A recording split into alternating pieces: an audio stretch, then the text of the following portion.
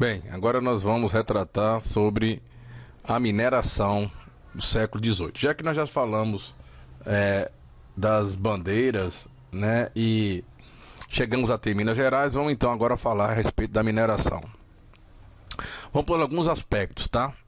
Eu coloquei aqui em tópicos, né, 1.0, 2.0 e aí vai, pra vocês entenderem. Então aqui no primeiro, nós vimos lá que os bandeirantes, assim, né, utilizavam os rios como caminho e nas margens vão erguer pousadas e roças que mais tarde vão se transformar em cidades. Então ele já dá uma ideia de que as cidades, né, o surgimento das cidades, elas aconteceram nas ribeirinhas, tá? E principalmente nesse momento migratório que vai existir no Brasil, né, nesse século XVIII aí, um movimento migratório muito intenso internamente, tá? Então as cidades, elas são formadas próximo aos rios. Então muito bem. No 2.0 está dizendo aqui o aspecto da organização da exploração do ouro e do diamante. Então vamos lá. Então, depois que se encontra o ouro, que encontrou ouro em Minas Gerais, agora o governo português vai estabelecer todo um processo, né, de administrativo, de organização dessa sociedade, que vai ter que contribuir com o ouro para a metrópole portuguesa. Então, a extração do ouro foi feita através da chamada faiscação ou garimpagem, né? Que é aquela forma mais antiga, rudimentar, da mão de obra livre. Que todo mundo fala da garimpagem, você pegar uma peneira e tá, né, em um lago, em um riacho, né, tá fazendo ali o quê? Peneirando para ver as pepitas de ouro. Nas grandes minas usava a chamada lavra, né? E lá nas grandes minas se utilizava uma mão de obra escrava. Se é imenso, é porque precisa de uma quantidade maior de pessoas. Então, não podemos esquecer que nas Minas Gerais tivemos e muito mão de obra escrava negra, ok? Bom, e aí o que a coroa vai fazer? A coroa portuguesa vai criar o chamado Regimento dos Superintendentes, né? Que é o órgão que vai organizar toda essa administração.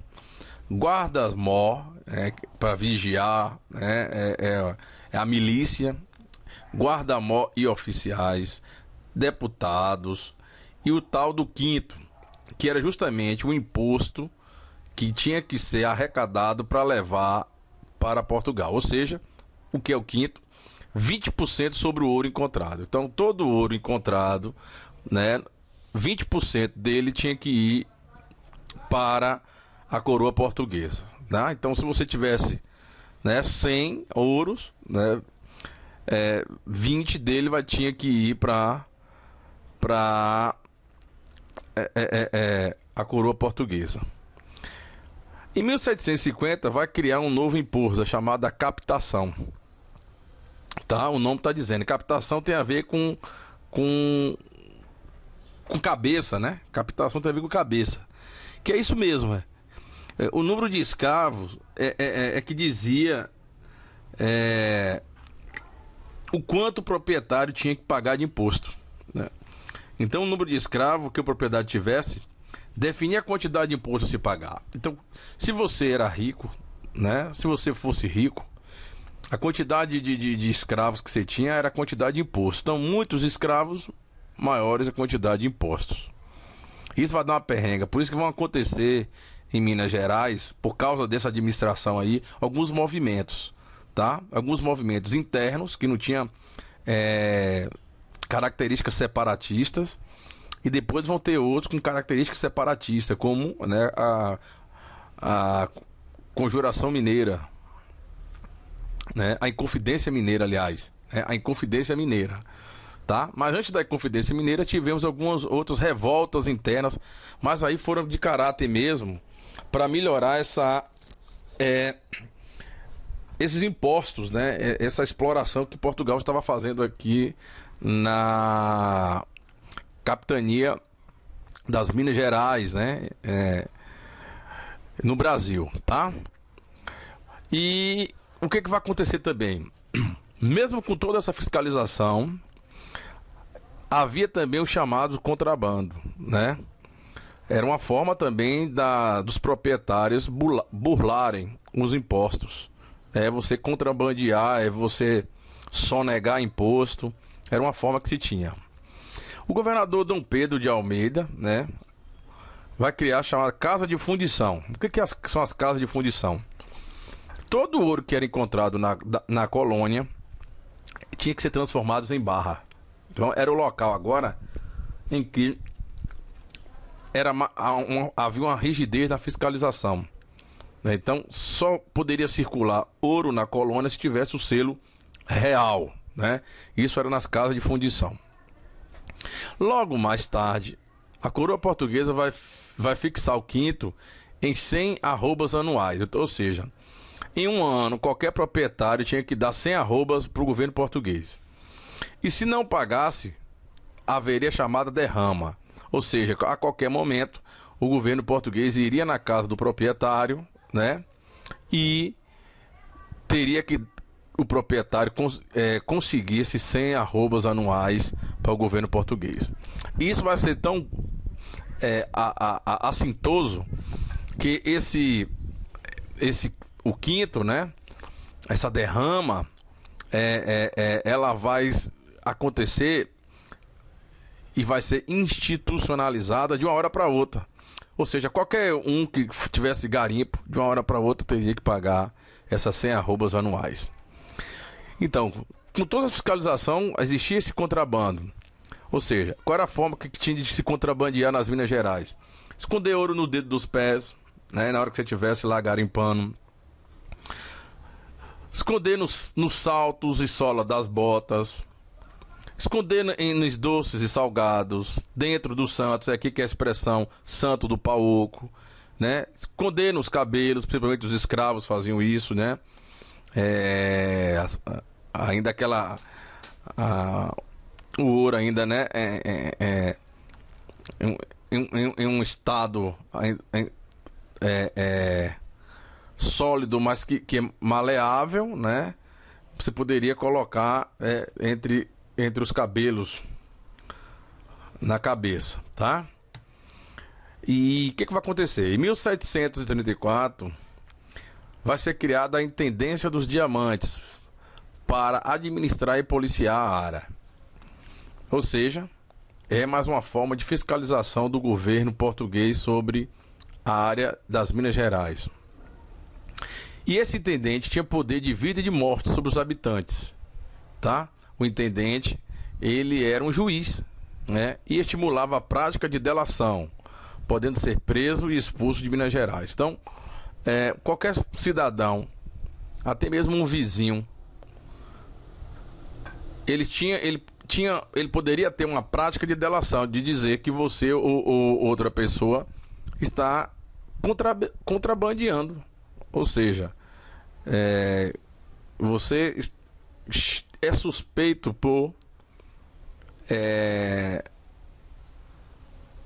por atos duvidosos. E esses atos duvidosos podem ser interpretados como você está burlando e roubando Portugal. Então tudo isso era uma forma de controle do governo português na administração das Minas Gerais. Então vamos agora a esse aspecto aqui da corrida do ouro, né?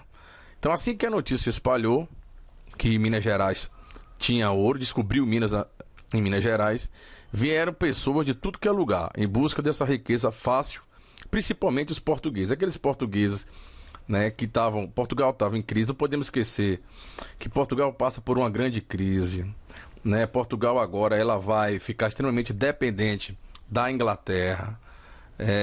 Os gastos pendulários com a coroa são exorbitantes. E a forma que Portugal encontrou foi justamente fazer com que essa colônia, né, no caso o Brasil, tivesse um incentivo grande para achar ouro. Assim como as suas vizinhas, a Espanha, ela conseguiu todo o ouro, né, que a gente viu aí na América. Chegou a vez agora do governo português incentivar a encontrar esse ouro. Era a única solução que Portugal tinha para sair, né, da perrenga. E vai ser encontrado esse ouro aqui nas Minas Gerais. Muito bem, né? Os que tinham grana, né? Quem era rico comprava negros escravos para trabalhar na mineração, né? Quem tinha uma quantidade de minério maior contratava esses negros escravos para trabalhar. As condições de vida no início eram péssimas, né? Para se viver tinha ter que se alimentar de ratos, gaviões, gatos e cachorro. Ou seja, ninguém queria plantar nada em Minas Gerais. Tudo vinha de fora, tá?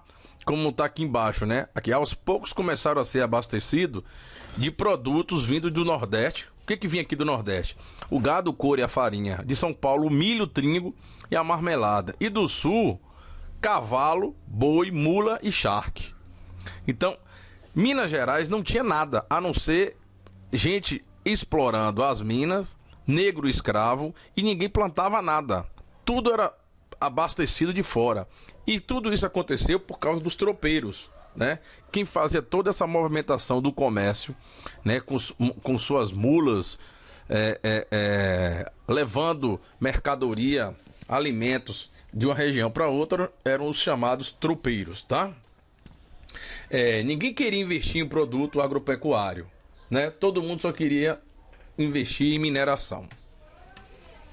E o que vai acontecer? O eixo econômico, né, vai ser migrado da região centro-sul, ou seja, o que nós tínhamos desde quando o Brasil foi colonizado, né, e explorado, a principal região, todos vocês sabem, era o Nordeste. A partir de agora, o Nordeste passa a ficar sendo secundário e a região centro-sul é que vai ser agora o expoente do Brasil. Tanto é que a própria capital do Brasil deixa de ser Salvador e passa a ser agora Rio de Janeiro, justamente para facilitar, né, o escoamento desse ouro. É muito mais perto do porto do Rio do que você pegar esse ouro aqui das Minas Gerais e levar para Salvador para ser exportado para Portugal. Então vamos lá. No quarto ponto, fala sobre o ouro, o diamante e o medo, né?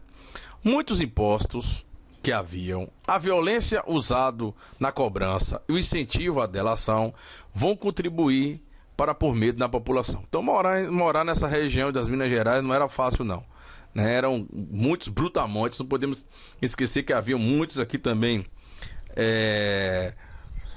dos bandeirantes, né? Esses mamelucos. Então a brutalidade aqui era em grande quantidade. O ouro do Brasil poderia fazer de Portugal a metrópole mais rica do mundo. Verdade.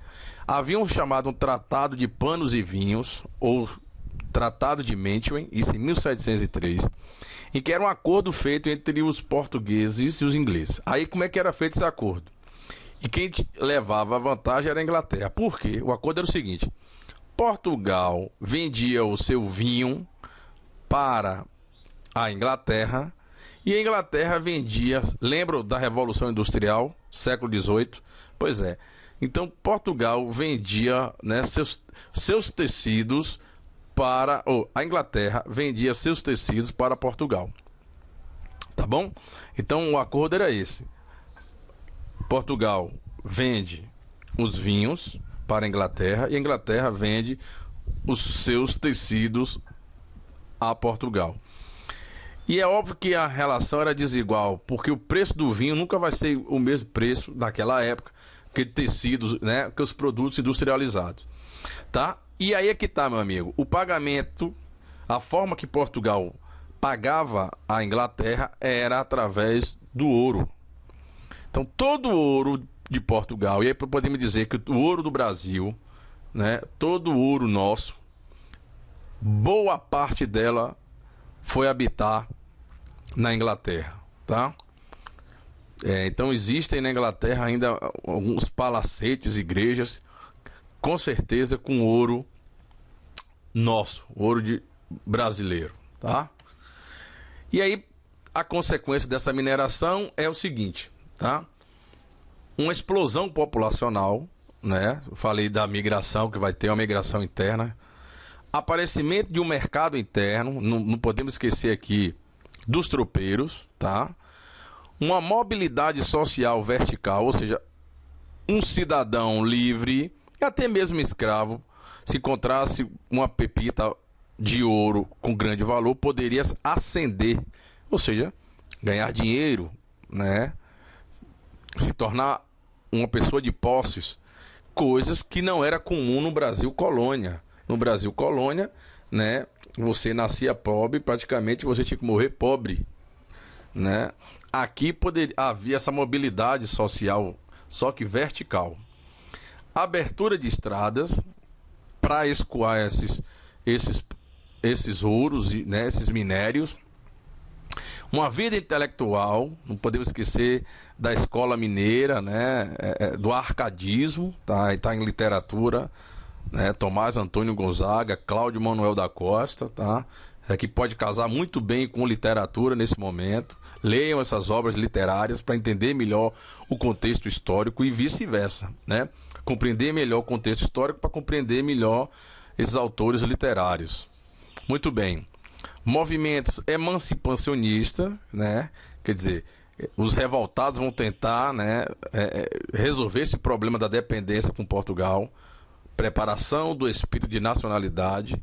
Isso aqui vai desembocar na Inconfidência Mineira.